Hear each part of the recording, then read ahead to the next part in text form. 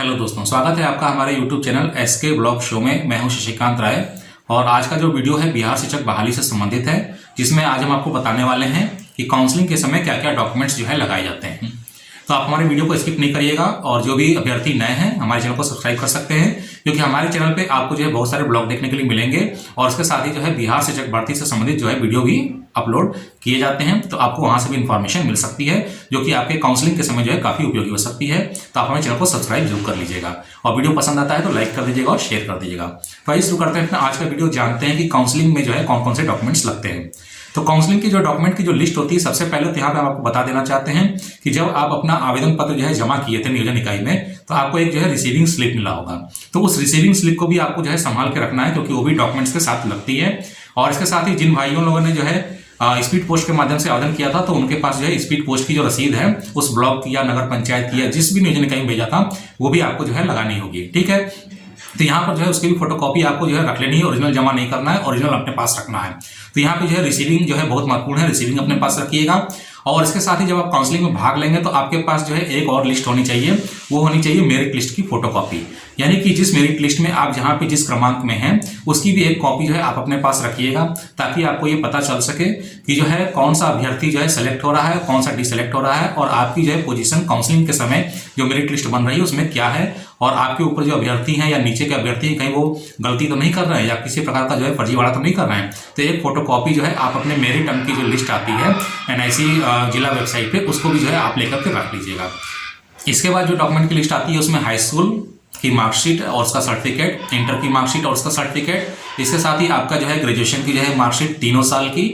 ठीक है, और उसका जो है डिग्री। अगर आपके पास डिग्री नहीं है तो लेटेस्ट आप प्रोविजनल जो है इशू करा लीजिएगा, क्योंकि अगर 6 महीना पुराना आपके पास प्रोविजनल है तो काम नहीं करेगा, आपको नया प्रोविजनल सर्टिफिकेट लेना पड़ेगा। इसके साथ ही आपकी जो है बीएड की मार्कशीट लगेगी, बीएड की जो है आपकी जो है डिग्री लगेगी। अगर आपके पास बीएड की डिग्री भी जो है 6 महीने पुरानी हो चुकी हो तो नया बीएड का डिग्री जो है आप प्रोविजनल जो है इशू करा लीजिएगा, और हो सके तो आप यूनिवर्सिटी से जो ओरिजिनल है वो ले लीजिएगा। ठीक है, इसके बाद आता है आपका बिहार टेट का सर्टिफिकेट या फिर जो है सीटेट का सर्टिफिकेट, तो उसकी भी जो है कॉपी आप जो है यहाँ पे लगा दीजिएगा। ठीक है,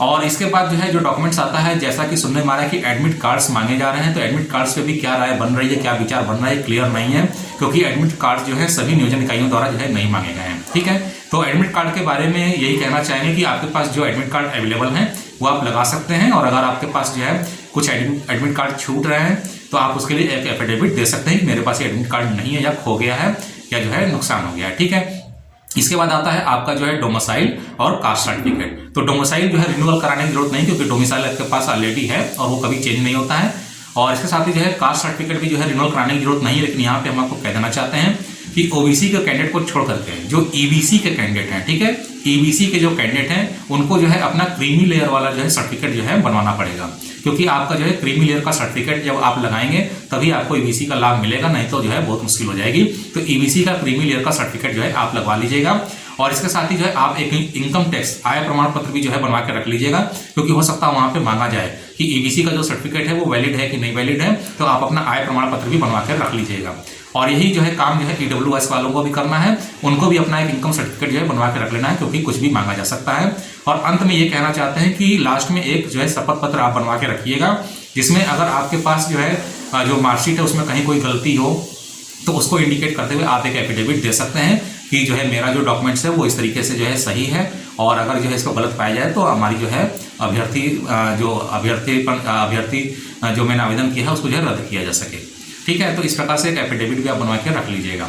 और इसके बाद जो है आपको कम से कम जो है 6 फोटो जो है आप अपने पास रखिएगा, क्योंकि 6 फोटो वहाँ पे जो है मांगी जाती है। और ये पूरा जो सेट बनेगा वो आपका जो है कम से कम आप ये मान के चलिए कि आप कम से कम 4 सेट जो है तैयार रखिएगा और 2 फोल्डर फाइल ले लीजिएगा। ठीक है, तो फोल्डर फाइल जो है धागे वाली आती है, उसके अंदर जो है रखा जाता है, सारी चीजें धागे से नत्ती करके आप अपनी जो है डॉक्यूमेंट्स की फाइल जो है काउंसलिंग के लिए तैयार कर सकते हैं। तो उम्मीद है कि आपको सारा प्रोसेस समझ में आ गया हो कि काउंसलिंग के जो डॉक्यूमेंट्स होते हैं कैसे तैयार किए जाते हैं।